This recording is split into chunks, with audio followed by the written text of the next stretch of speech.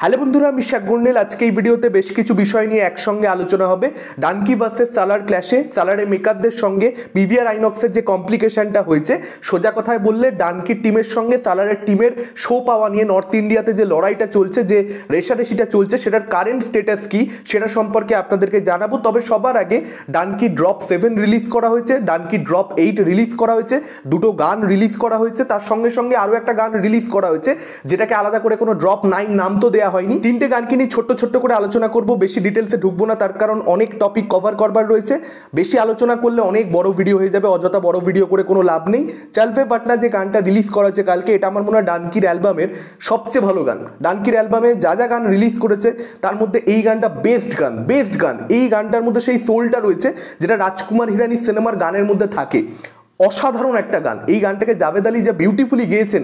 জাভেদ আলী আমার খুবই পছন্দের একজন সিঙ্গার, এবং সে বারবার প্রমাণ করে দেয় যে কেন তাকে ভালোবাসতে হবে, কেন তাকে পছন্দ করতে হবে। জাস্ট আপনারা দেখুন, জাভেদ আলী মানে একটা ম্যাজিক এনে দিয়েছে গানটার মধ্যে। লিরিক্স প্রচণ্ড ভালো, ছবির বিষয়বস্তুর সঙ্গে থিমের সঙ্গে সিমিলারিটিস রয়েছে, এই অনুযায়ী লিরিক্স লেখা হয়েছে।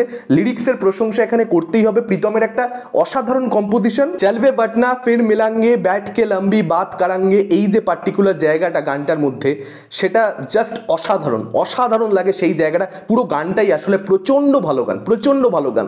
এই গানটা আমি জানি না কেন আগে মেকাররা রিলিজ করেনি, কেন জাস্ট ছবিটা মুক্তি পাওয়ার আগের দিনই রিলিজ করলো। এটা নতুন কাইন্ড অফ প্রমোশনাল স্ট্র্যাটেজি, যে একটা অসাধারণ গান তারা রেখে দিয়েছিল, হোল্ড করে রেখেছিল, ছবি রিলিজের আগে ছাড়বো, তার পরবর্তীতে হাইপটা বেড়ে যাবে। যেহেতু এটা জাস্ট লিরিক্যাল, মানে আমরা ভিডিওটা দেখতে পাচ্ছি না, ছবিতে এমন একটা জায়গাতেই আসবে গানটা যে দৃশ্যগুলো দেখানো মেকারদের পক্ষে সম্ভব নয়। গানটা যদি ঠান্ডা মাথায় ভালো করে শোনেন, রিয়েলাইজ করবেন যে একটা প্রচণ্ড স্ট্রাগলিং জার্নি যেটার মধ্যে দিয়ে ক্যারেক্টারগুলো যাচ্ছে। স্ট্রাগলটা হওয়া সত্ত্বেও তাদেরকে সেটা করে যেতে হবে, কন্টিনিউ করতে হবে এই জার্নিটা, কিছু করার নেই, ফেরবার উপায় নেই। এরকম একটা জায়গায় সম্ভবত গানটা আসবে। আমার জাস্ট ব্যাপক লেগেছে গানটা। আরেকটা যে গান রিলিজ করা হয়েছে, মে তেরে রাস্তা দেখুঙ্গা, অমিতাভ ভট্টাচার্যের লিরিক্স এবং প্রীতমের এখানে মিউজিক। দেখুন, গানটা আমার বিশাল কিছু সত্যি বলতে লাগেনি। গানটা প্রথমবার যখন শুনেছিলাম আমি একটু হতাশই হয়েছিলাম, কিন্তু গানটা কিন্তু অ্যাকচুয়ালি অতটাও বাজে নয়। 3-4 বার শুনলে কিন্তু গানটার মজাটা পাওয়া যায়, ইমোশনটা ধরতে পারা যায়। তবে পুরোপুরি যে সেটা হয় বলবো না, যে কারণেই বলছি বিশাল কিছু লাগেনি। তবে গানটা শুনে এটা মনে হয়েছে যে ছবিটা যখন দেখবো, ছবির মধ্যে যখন গানটা আসবে, আমি অ্যাকচুয়ালি ফিল্ম ভার্সনটা শুনেছি, দুটো ভার্সন এখানে ইউটিউবে টি সিরিজের তরফ থেকে রিলিজ করা হয়েছে। আমি ফিল্ম ভার্সনটা শুনলাম, আরেকটা ভার্সনও শুনেছি, আরেকটা ভার্সনের থেকে আমার মনে হয় ফিল্ম ভার্সনটাই বেটার।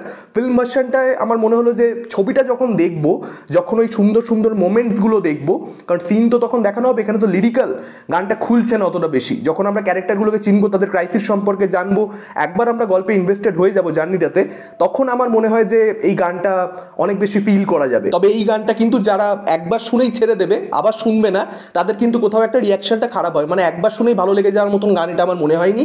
আরেকটা যে গানটা রিলিজ করা হচ্ছে ওয়াহে গুরু, সেই গানটা লিরিক্স আমি বুঝিনি, যে কারণে টাইটেলের মধ্যেও রাখিনি আলাদা করে যে না আমি এই গানটা রিয়াকশন দিচ্ছি।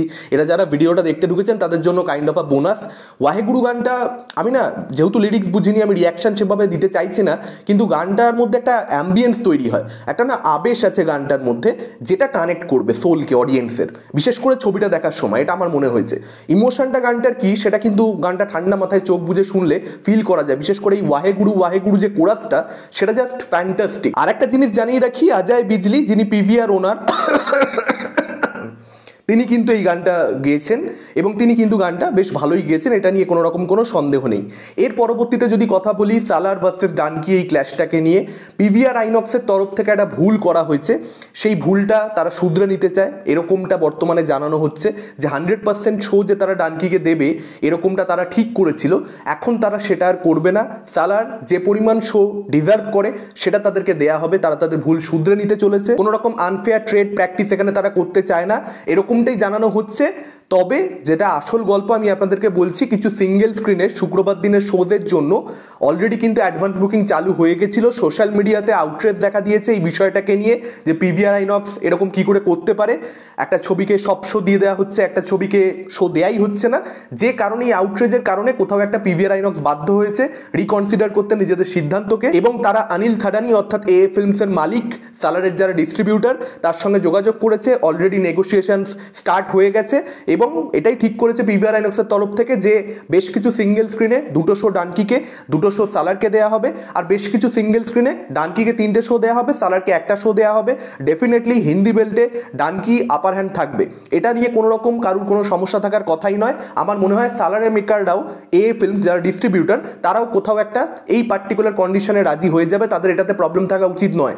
যদি তারা সব জায়গাতেই 2টো শো চায় তাহলে সেটা আবার বাড়াবাড়ি হয়ে যাবে, যে না সব জায়গাতেই একদম ইকুয়াল ডিস্ট্রিবিউশন হোক, সেটা পসিবল নয়। Donkey Shahrukh Khan after all Hindi বেল্টে তার শো সবচেয়ে বেশি থাকবে, সালারের শো কম থাকবে, এটাই খুব স্বাভাবিক। এবার এই প্ল্যানটা পিভিআর আইনক্সের তরফ থেকে ডানকির টিম, সালারের টিম, তাদের ডিস্ট্রিবিউটারদের সঙ্গে আলোচনা করা হবে, নেগোসিয়েশন স্টার্ট হয়ে গেছে অলরেডি।